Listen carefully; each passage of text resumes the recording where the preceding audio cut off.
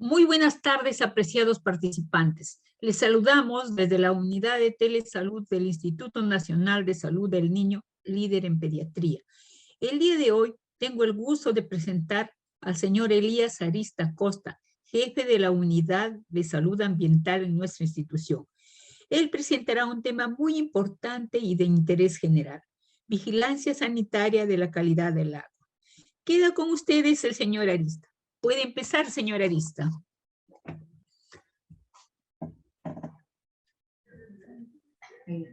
¿Aló? ¿Aló? ¿Sí? ¿Me escucha? ¿Sí? Sí, perfecto. Ya. Muy buenas Sí. tardes con todos. Es un gusto estar esta tarde con ustedes y hacerles alcanzar algunas medidas en el cuidado del agua, que es un elemento muy importante, un elemento esencial para la vida, ¿no? Y todo va a depender también de la calidad y de la cantidad con la que contemos de dicho recurso. El agua, si bien es cierto, es un elemento primordial para la vida, pero también es un elemento que podría ser también transmisor, medio de transmisión de diversas enfermedades, tanto de tipo viral, bacteriano, parasitaria, ¿no? Químico, por ejemplo, ¿no? Por contener sustancias químicas.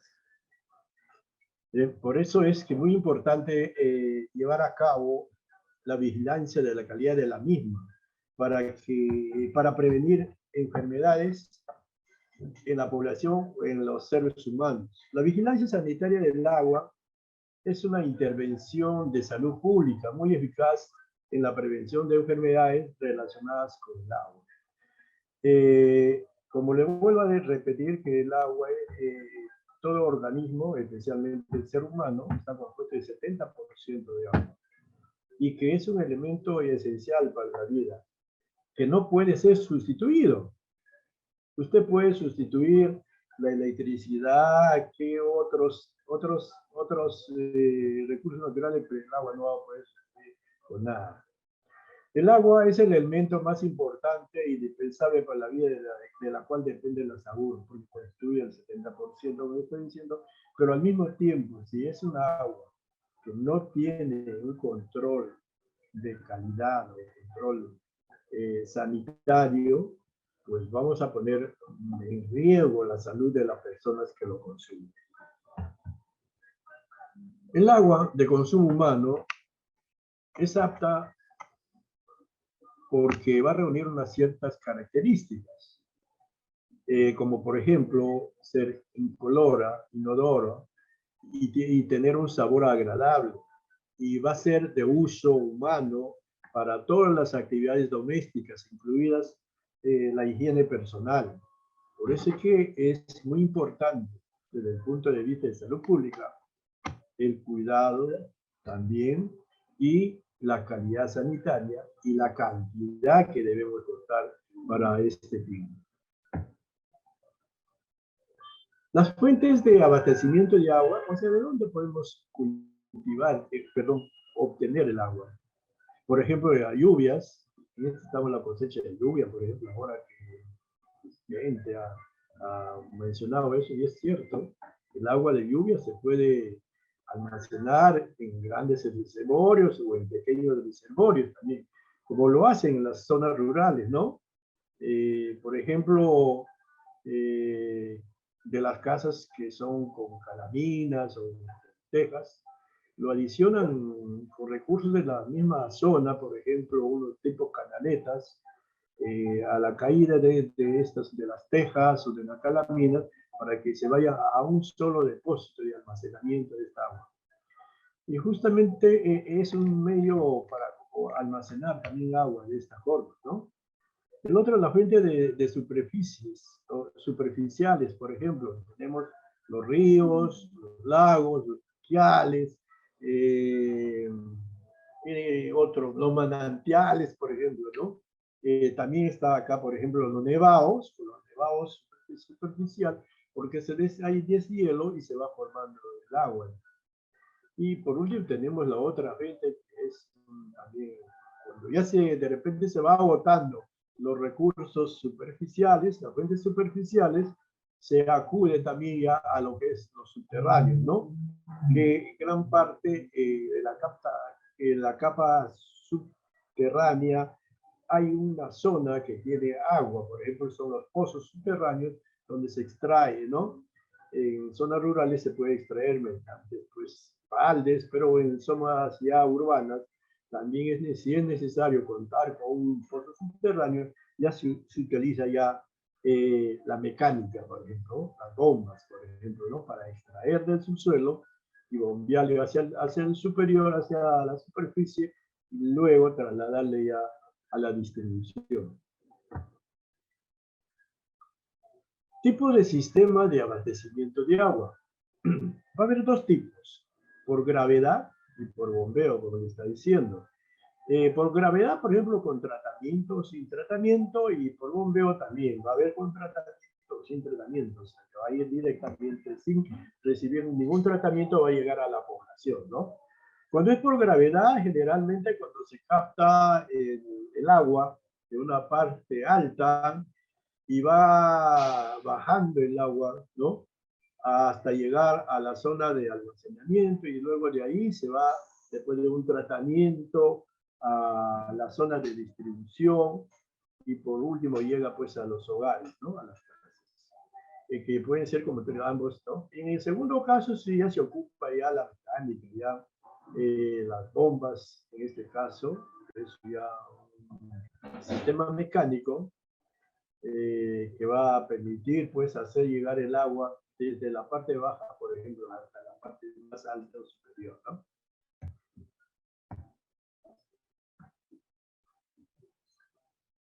Partes de un sistema de captación o de abastecimiento de agua. Las partes de un sistema de abastecimiento de agua está conformado de la siguiente manera. La captación, que es la fuente donde se va a tomar el agua por primera vez, que puede ser, como le digo, un río, por lo generalmente son los ríos, los lagos o los fluviales, ¿no? ¿No? Se puede tomar de ahí, ¿no? La línea de conducción, que es por dónde se va a llevar el agua, porque el sistema, tubería o zanja, ¿no? Que puede ser.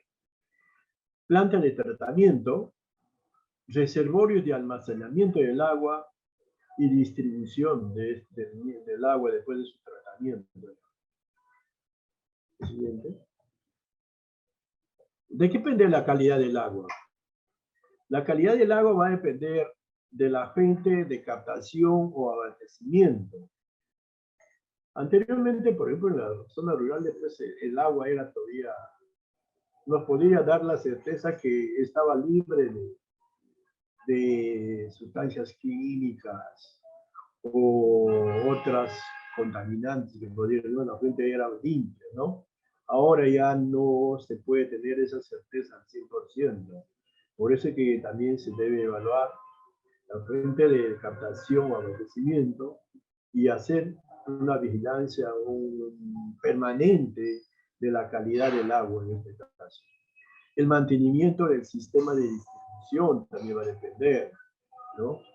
Que este tenga un mantenimiento preventivo y mantenimiento correctivo oportuno para evitar su contaminación. De la calidad y estado de los recipientes y utilizados para el almacenamiento del agua. Por ejemplo, ya en las zonas urbanas ya utilizamos cisternas, ¿no? Subterráneas, utilizamos tanques elevados para el almacenamiento del agua, pero en las zonas rurales todavía se utiliza tanques hechos de cemento, ¿no? También se utiliza todavía los bidones o los arzones, los cilindros, ¿no? Para el almacenamiento del agua. Y todo esto debían de tener también un mantenimiento preventivo y correctivo, ¿no? Cada vez que se va a almacenar el agua en dichos lugares. Es muy importante seguir una serie de procedimientos. Los factores de contaminación del agua. Ahora, ustedes, si se ponen a pensar, muchas de las poblaciones, hay inclusive movilización de poblaciones porque las actividades mineras, por ejemplo, están contaminando el agua, ¿no? Los ríos, ¿no? Y que eso, pues, afecta la calidad del agua. Y esto, por consiguiente, la población que lo consume va a tener un riesgo alto de contraer enfermedades de origen de intoxicación por metales, por ejemplo, o también por virus, ¿no? Parásitos, ¿no? Por eso que es importante ahora tener una vigilancia también de la gente, ¿no? Donde se adquiere, se capta el agua para las zonas, ¿no? Por eso en la fuente doméstica, por ejemplo, muchos de los ríos, muchos de las poblaciones hacen sus conexiones de las aguas servidas van a caer a los ríos y esto por consiguiente va contaminando también la calidad del agua de los ríos. Los residuos mineros, en este caso, las efluentes agrícolas, ahora que mucho se utilizan sustancias químicas, tanto como fertilizantes, como herbicidas, como plaguicidas, ¿no? Que se utiliza y esto al final se absorben por el suelo y van a caer también a un río y en las aguas subterráneas también lo pueden contaminar. Las fuentes industriales, que las industrias que descargan sus aguas residuales o aguas utilizadas a los sistemas de los ríos también, sin tratamiento. Y por último, que es también un grave problema en la actualidad, es los residuos sólidos. Se ve con cierta frecuencia todavía provincias que a veces no tienen los rellenos sanitarios y que los municipios van a las orillas del río a descargar los residuos domésticos de la población o de la ciudad sin darse cuenta que indirectamente están contaminando el agua y poniendo en riesgo a las poblaciones que están en la parte más baja y que captan el agua, que consumen ellos el agua. Por lo tanto, ellos van a estar expuestos a enfermedades, a contraer enfermedades transmitidas a través del agua. Enfermedades que se transmiten por el agua, pues tenemos enfermedades virales, como estaba diciendo, enfermedades bacterianas, enfermedades parasitarias y por último tenemos enfermedades por agentes químicos, intoxicaciones por metales pesados, que son, o por sustancias químicas, por plaguicidas, por insecticidas, ¿no? Que van a contaminar.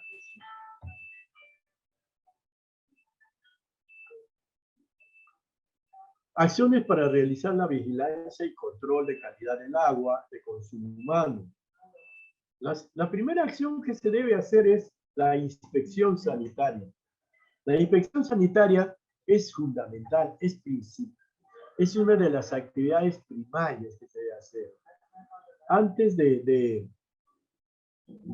hacer la captación o del agua, se tiene que hacer una inspección sanitaria del lugar, del origen que vamos a tomar el agua, de la zona donde se va a tomar el agua. Si es un agua que garantiza que el riego sea bajo, ¿no? O mediano, y que con las medidas que se tome puedan ser aptas para el consumo humano, ¿no?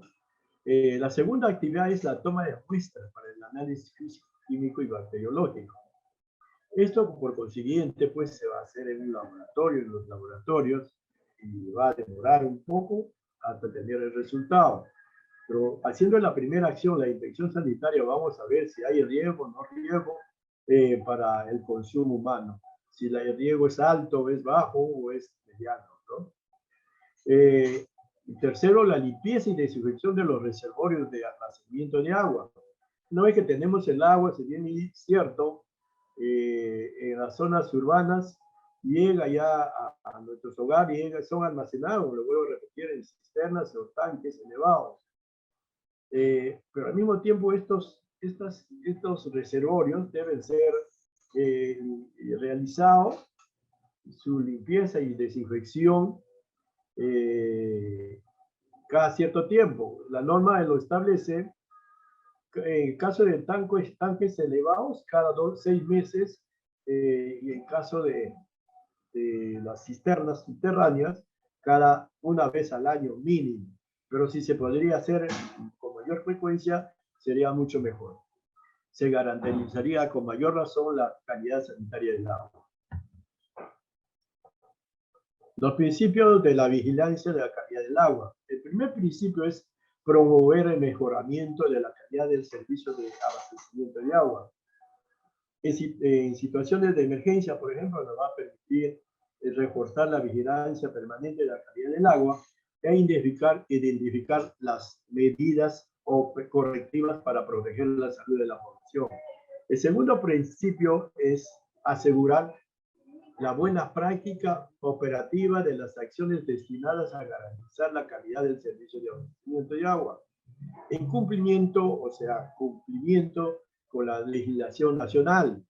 Tenemos normativas nacionales que establecen los parámetros permisibles de diversos componentes del agua que debe tener para el uso humano, para el consumo humano. Y en situaciones de emergencia también nos va a permitir reforzar el control diario de calidad del agua. Actividades. Las actividades que se tienen que priorizar es realizar la inspección sanitaria, tomar muestras, realizar acciones de monitoreo de la calidad de agua y evaluar el riego de los sistemas de abastecimiento.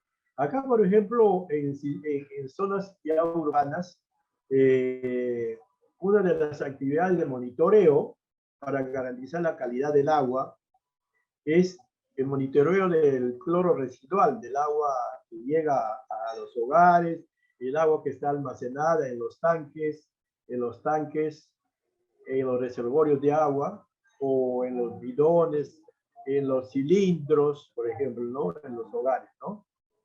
En caso de zonas rurales, pues esto no se realiza con cierta frecuencia, el control el monitoreo de la calidad de agua, ¿no?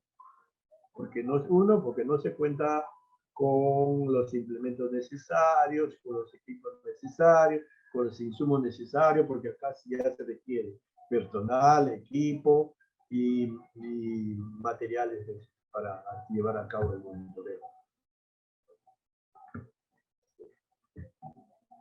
En situaciones de desastre, por ejemplo, lo va a permitir en emergencia reforzar acciones de monitoreo de la calidad de agua, implementar medidas correctivas para garantizar el abastecimiento de la población, por tanto, en calidad como en cantidad. Algo muy importante es, quiero que entiendan, que no es tan solo darle a una población agua, nada más. Hay que ver la cantidad y la calidad, porque tenemos que garantizar esas tres condiciones. Siguiente. Punto de muestreo de agua. Es muy importante saber dónde vamos a muestrear para tener una vigilancia permanente y que esa vigilancia nos permita, pues, garantizar la calidad. Las fuentes de abastecimiento de agua o captación es el primer lugar donde se debe evaluar el agua. Y esto generalmente lo tienen que hacer, por ejemplo, en las fuentes de abastecimiento de agua lo tienen que hacer las empresas, operadores de saneamiento, por ejemplo, ¿no?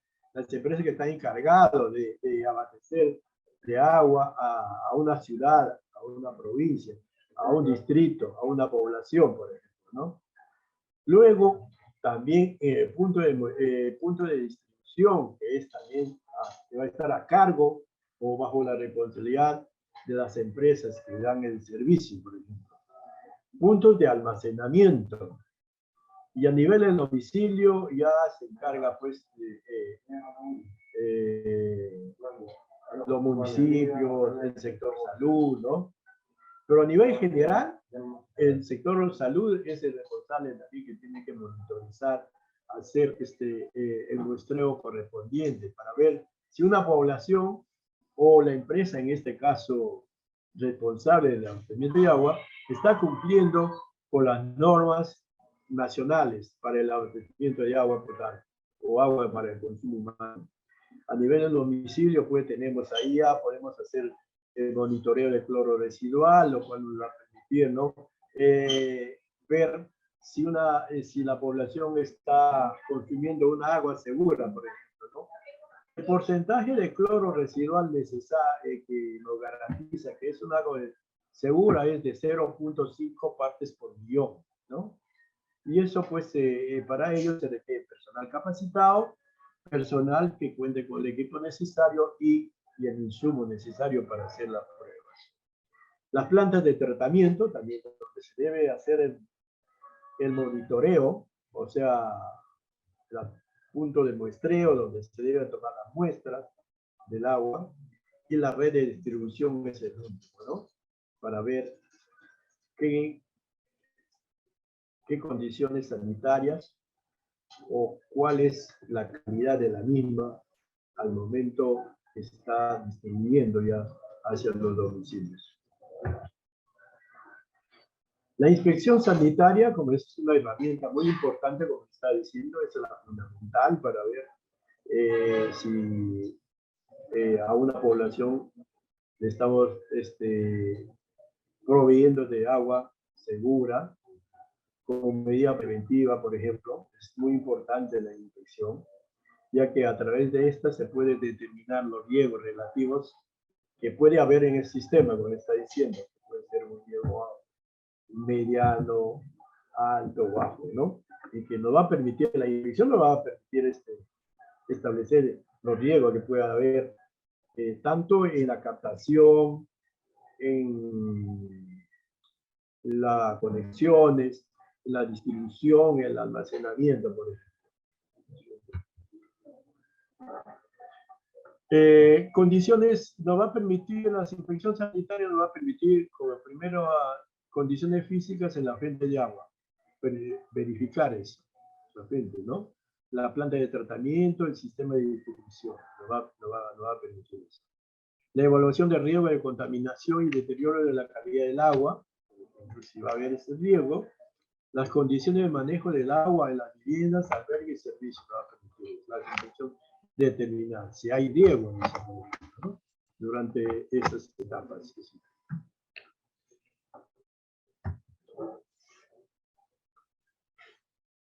Esto nos va a permitir, pues, a fin de que la inspección sanitaria cumpla sus objetivos necesarios, ¿no? Realizar una capacitación de personal es muy importante. El personal que va a hacer las inspecciones cuente con conocimientos, capacitaciones, ¿no? Y que esté capacitado, ¿no? Para realizar una inspección sanitaria. Conocer la situación actual de la entidad prestadora del servicio de agua potable, como se está diciendo, ¿no? Conocer las instalaciones del sistema, analizar los resultados de la inspección sanitaria a fin de apoyar las medidas correctivas que deben efectuarse.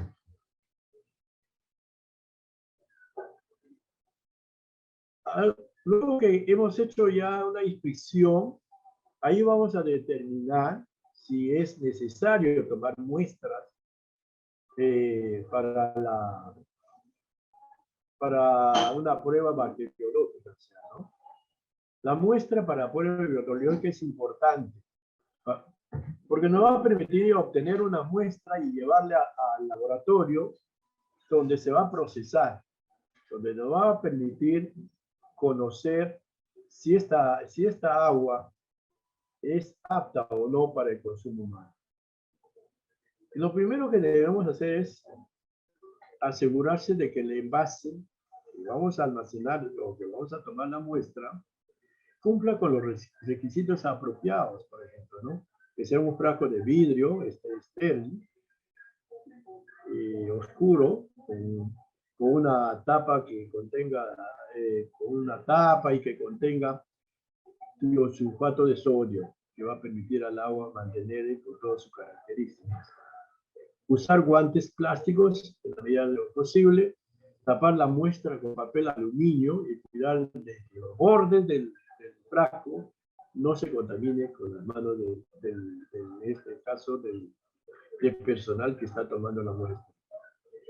Tomar al menos 4 onzas con un vaso de hielo, ¿no?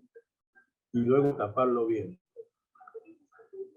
En un papel también, si es posible, crear un formato o, de lo contrario, en un papel escribir los datos de la muestra.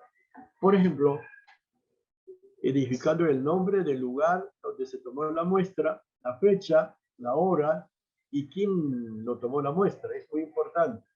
¿Quién ha sido el responsable de la toma de muestra?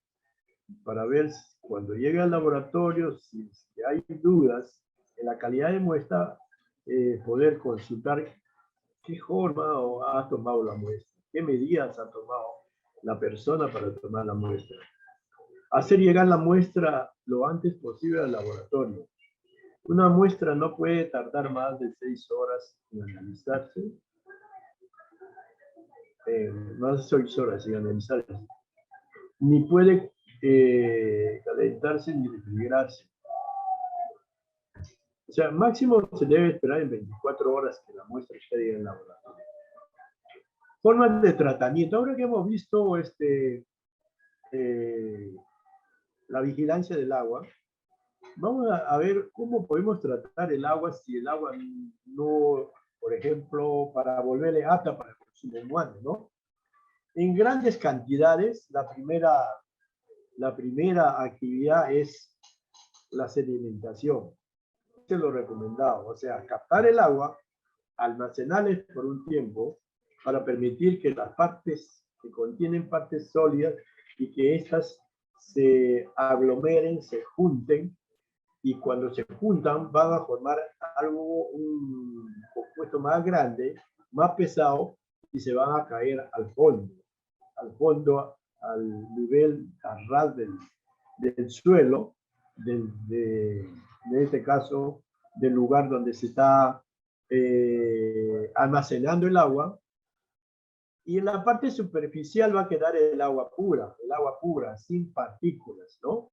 Todas estas partículas pequeñas que hay en el agua, que puede venir de la captación, se van a sedimentar y van a caer, se van a agrupar, van a crear mayor peso y por consiguiente, por gravedad, caen al piso, al nivel más bajo donde se almacena el agua.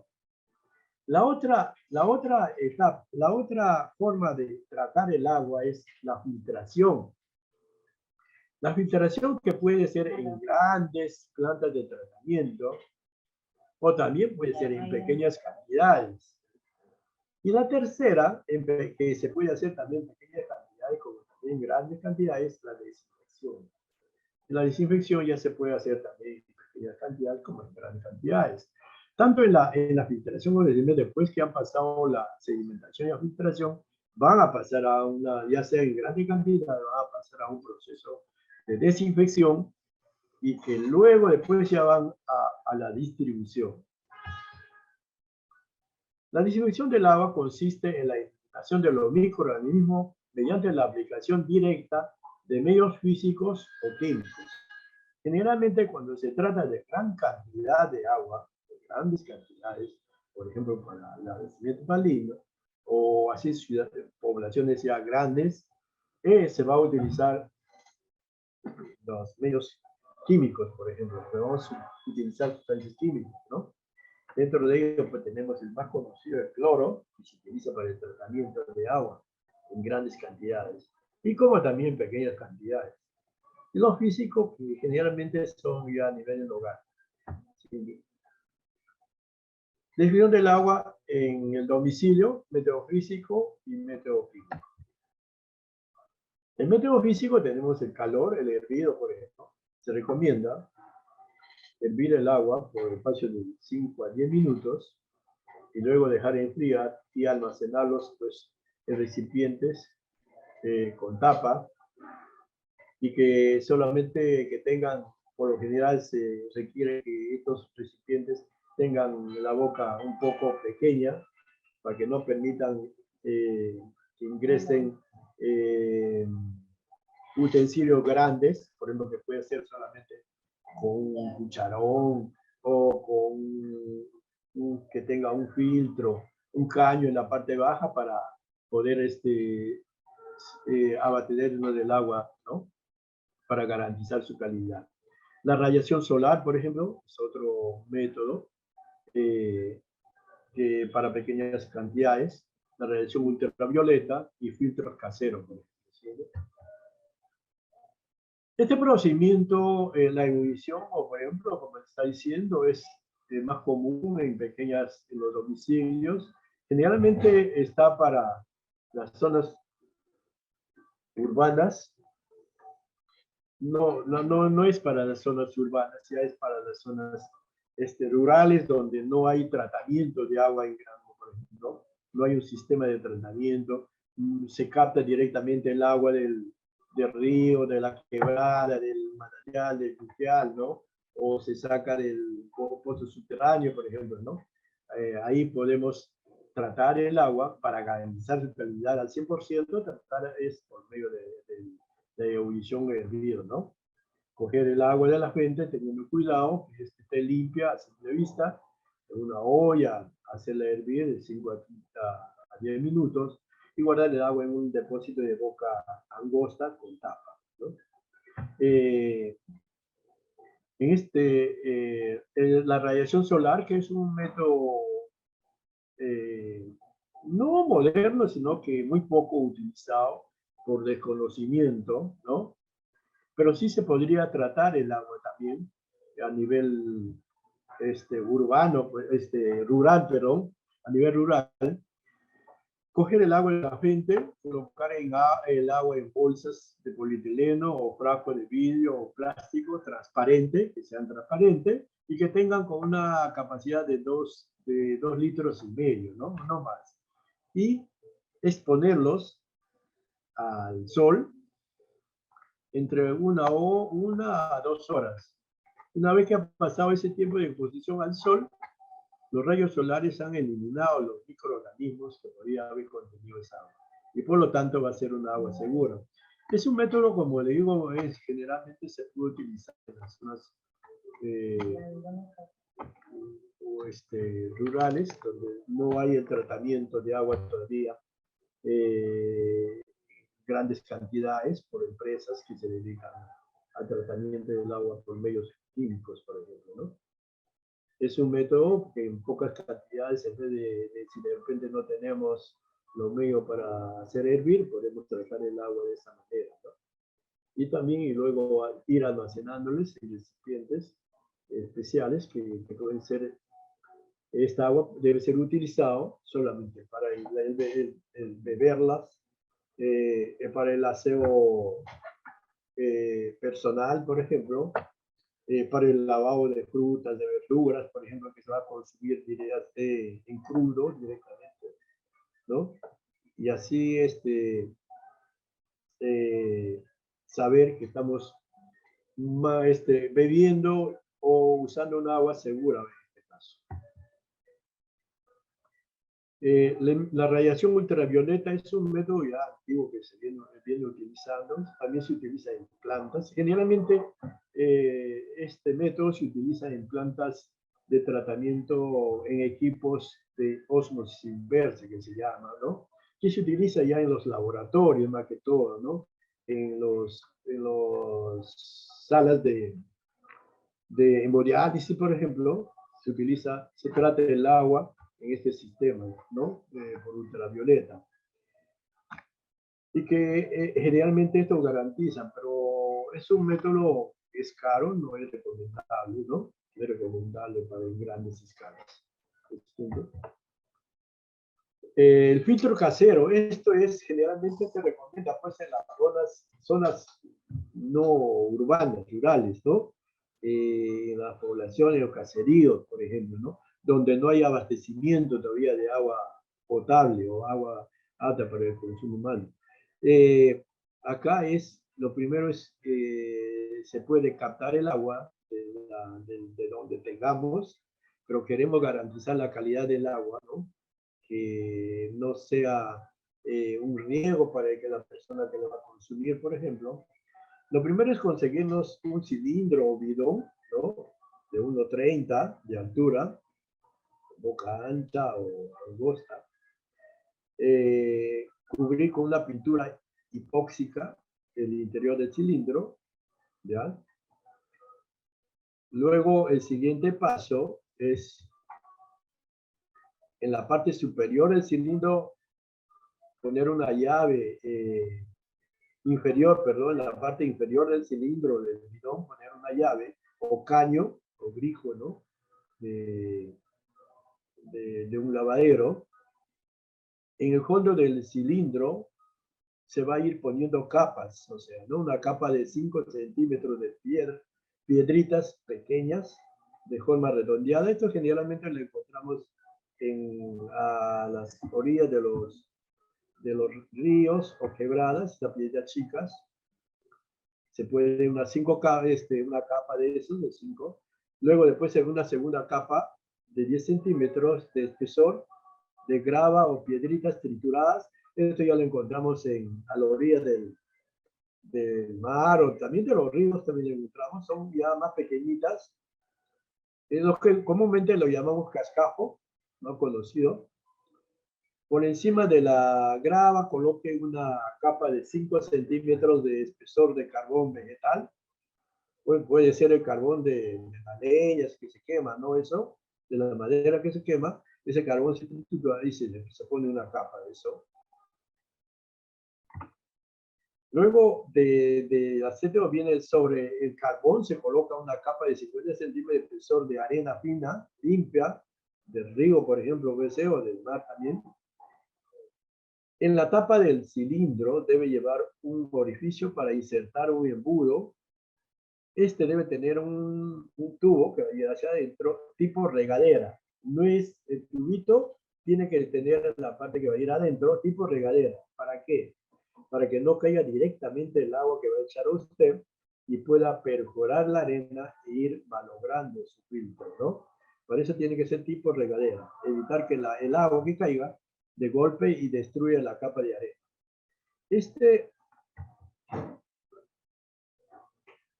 Verter el agua sobre el embudo en forma lenta para no remover la capa de arena hasta llenar el cilindro. Si se nota que ha disminuido la velocidad de filtración, se debe raspar la superficie de la capa de arena para ver que se siga filtrando el agua, a fin de quitar algunos sedimentos que se habían ya superpuesto en la parte superior de la arena. Cuando se ha gastado la mitad de la capa de arena, se debe remover toda la capa nuevamente y poner una nueva. Y así, al final esto le va a garantizar que en la parte ya por el caño de la parte inferior del bidón o del cilindro, caiga ya una agua segura para su consumo para usted. Es una forma de tratamiento a nivel urbano, por ejemplo, ¿no? Donde no todavía se tiene la oportunidad de contar con agua tratada, ¿no? O ya una empresa en grandes cantidades. La otra forma de distribución también es el método químico. Se puede utilizar cloro, yodo, ozono, carbonato de potasio, bromo, plata ionizada y el peróxido de hidrógeno. Pero el más recomendado y el más utilizado es el cloro. El cloro es a nivel mundial, porque el cloro tiene su ventaja. Es el desinfectante que tiene una actividad más o menos prolongada, residual, que se llama, que puede permanecer un poco más en el agua e ir eliminando los microorganismos. Conforme van de repente cayendo o usted al momento de sacar el agua, en este caso del agua tratada, de un recipiente o de un tanque, de un bidón, de un cilindro, al sacar, introduce pues de repente algún objeto que no estaba bien limpio, ¿no? Y esto va a tener la oportunidad pues de cloro ir eliminando ese riesgo de los microorganismos que puedan caer. El cloro se encuentra en la naturaleza, ¿no? Como gasificado, líquido y sólido. El más conocido, pues, el cloro es que lo conocemos como lejía, ¿no? Y la ventaja es que esto pues, también lo podemos encontrar en cualquier lugar, en el sitio más lejano, lo podemos tener a disposición.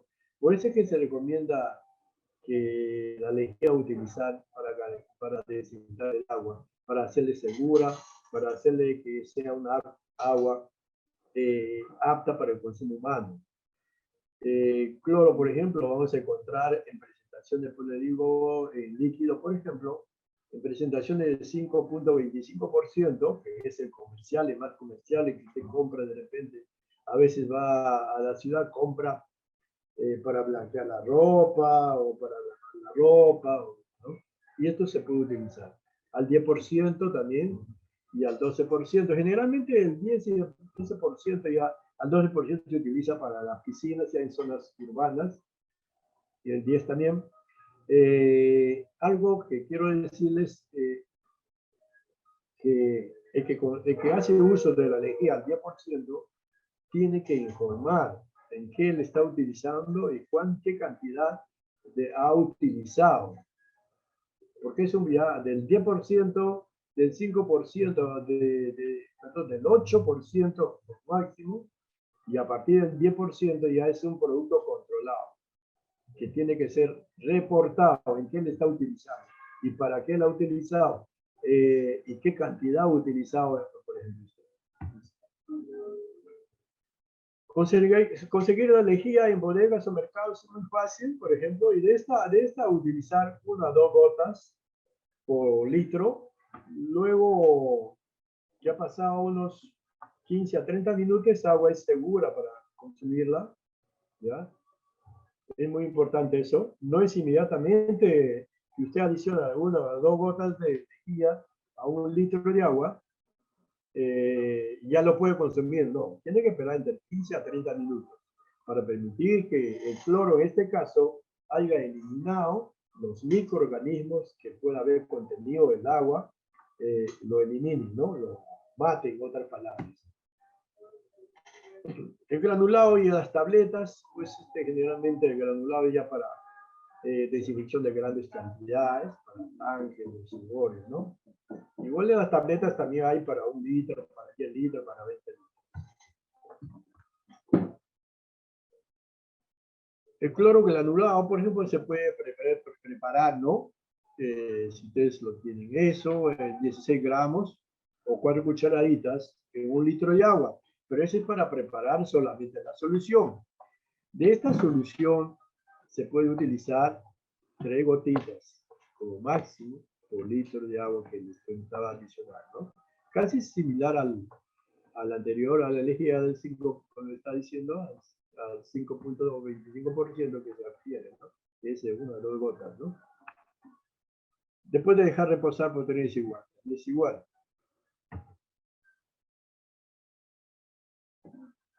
En tablete, como le está diciendo, hay para 1 litro, para 20 litros. Y es igual almacenar primero el agua en un depósito, que puede ser un bidón, puede ser un cilindro, o lo que ustedes tengan. De repente, un barril de arcilla, por ejemplo, ¿no? Y saber más o menos cuántos litros entran en ese recipiente, y luego de haber llenado, adicionar el cloro, en este caso la lejía, de acuerdo a la cantidad de agua, ¿no?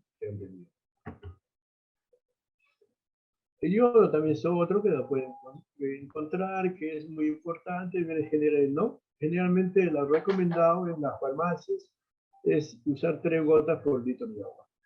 Al terminar de llenar el depósito, dejar reposar. Acá sí, primero se llena la mitad, luego se adiciona las 3 gotas y luego se termina de llenar el depósito. Y dejar reposar también por 15 a 30 minutos.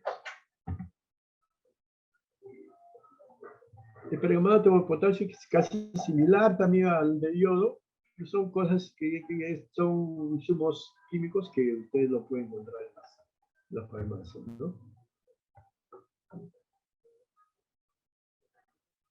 Hay medidas de prevención que debemos tomar para evitar la contaminación del agua en el domicilio. Antes de utilizar un cilindro para almacenar agua, se debe lavar bien, pintar de blanco o celeste, ¿no? Con una pintura hipóxica que ahora existe en el mercado, que no hace daño, no se desprende, no se diluye con el agua, por ejemplo, ¿no? Si tenemos tanques de acero o de fibra de vidrio, tenemos que limpiarlo dos veces al año. Acá es necesario, ¿no? Acá, según la norma, nos indica así, ¿no? Pero lo ideal sería hacerlo con mayor frecuencia, con mayor regularidad, porque así vamos a garantizar más la calidad del agua. Mantener bien tapados los tanques o cilindros para evitar que se ensucie el agua, se contamine. Al sacar o extraer el agua, debe hacerse con un solo recipiente, evitando que tenga contacto con la mano. Evitar usar recipientes oxidados, sucios, por ejemplo. Bueno, eso sería todo. Gracias. Les agradezco por la atención y si tuvieran algunas preguntas, de repente que no se ha dejado bien claro acá en la exposición.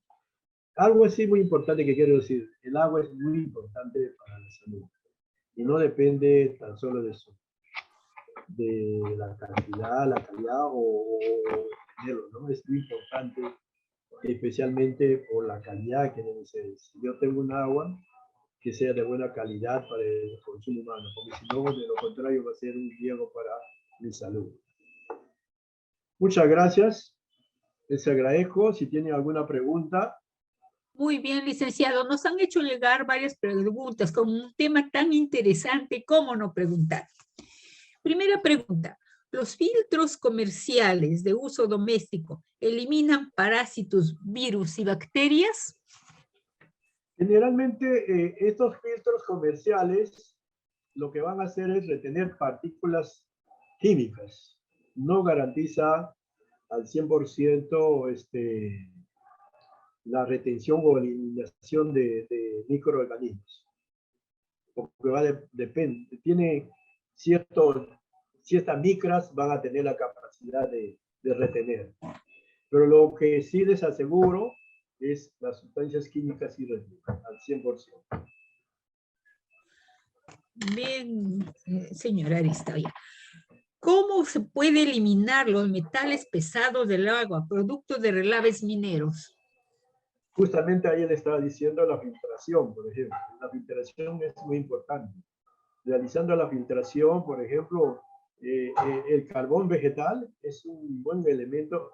En ese filtro que yo les he dado, por ejemplo, eso ayuda a retener los metales pesados, por ejemplo, el carbón, con todo los otros materiales que debe tener un filtro.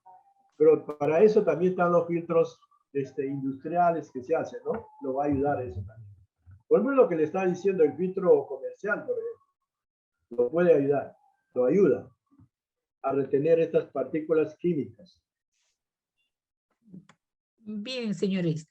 ¿Qué recomendaría hacer con la minería informal? Los valores van al río, relaves van al río y afectan flora, fauna y por supuesto al ser humano. Claro. Acá, mire, nosotros tenemos una normatividad estupenda en lo que es cuidado del medio ambiente y lo que tiene que adherirse la minería, por ejemplo, ¿no? Pero desgraciadamente gran parte todavía falta la vigilancia, la supervisión, hacer cumplir estas normativas que las minerías, si bien es cierto, quieren hacer extracciones, pero deben cumplir con todos los parámetros recomendados en la normatividad de gestión ambiental, lo que es la minería. Ahí justamente se recomienda primero estos relaves no deben irse directamente a los ríos ni a los lagos. Nada, primero deben recibir un tratamiento de neutralización, lo cual no se está haciendo. Hay algunos ya plantas de minería sí lo están haciendo, pero la gran mayoría todavía no entran a este sistema de tratamiento de relaves enteros antes de ser descargados a los ríos o a los lagos, ¿no? Deben tener un tratamiento de neutralización, y lo cual se hace pues con una serie de una planta donde se trabaja con sustancias químicas que neutralizan todas estas sustancias químicas, por ejemplo.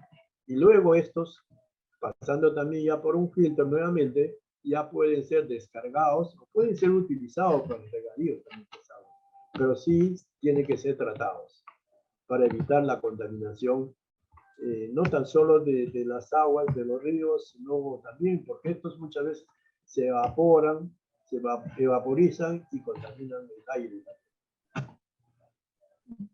Se ha observado que muchas de las minerías artesanales, por no decir todas, no utilizan este método. No utilizan Bueno, pues justamente. sí, pues sí se tendría que tomar medidas drásticas, Medidas. ¿no? O Pero sea, eso ya nos compete el gobierno. hacer cumplir, es hacer cumplir la normatividad, porque la normatividad tenemos, sino que, como usted sabe que acá no queremos invertir, o sea, muy pocos estamos conscientes, estamos comprometidos con el daño que ya hemos ocasionado al planeta y que seguimos todavía ocasionando.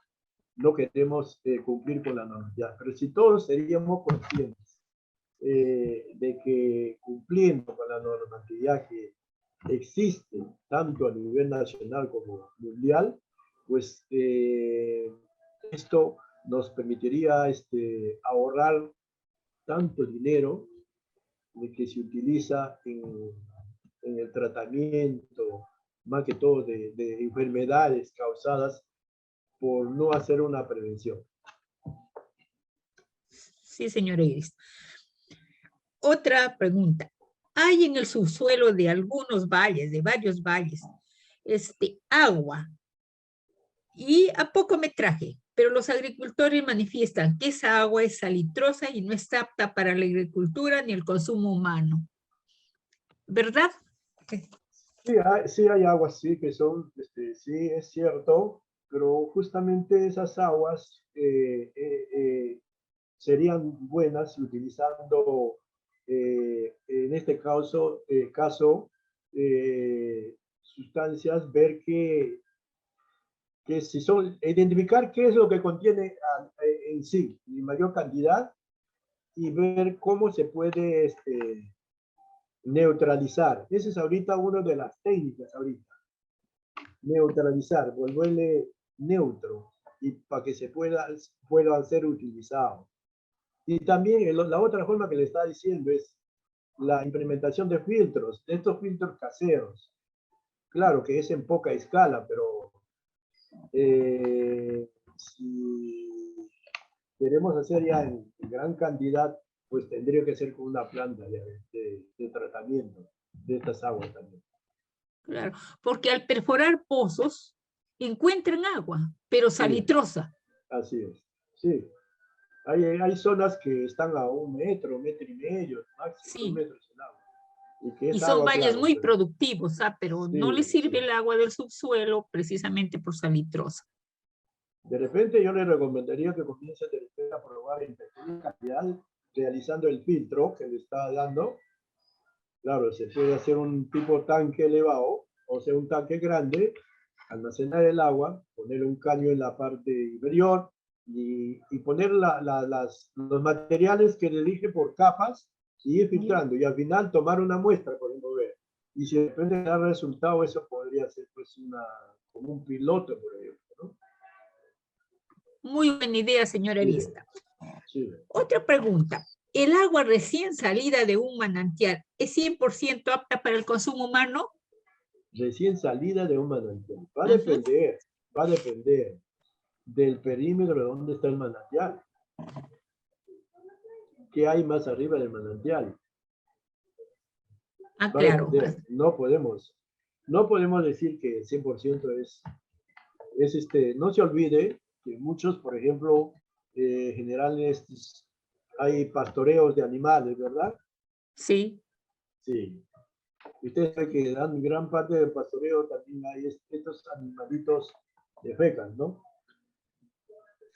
¿Sí? Pero si vienen Hacen, directamente de un glaciar, de un glaciar ya es ya todo. Ya del glaciar sí ya, viene por por el deshielo, por ejemplo, subsuelo. no, no. Claro, no, si viene ya pues, de un glaciar, no. Ahí sí se puede garantizar que es un agua de un 90% segura, de un 90%. Porque existe el riesgo que durante su recorrido se puede contaminar. Claro que sí. Sí, no. Muy bien, señora Arista, nos ha hecho partícipes de sus conocimientos. La verdad, ya no tenemos más preguntas. Le agradecemos por su valiosa participación, lo felicitamos por su exposición. Esto va a ir en bien de la comunidad y de todo el personal en general. Sus Claro. recomendaciones finales, por favor. Lo importante es que piensen, que tengan en mente que el agua es un elemento esencial, pero también es un elemento de alto riesgo si no se cuida la calidad de la misma.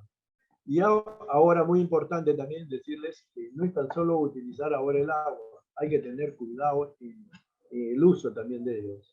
Hacer un uso adecuado, porque de acá a unos 50 o 60 años, el problema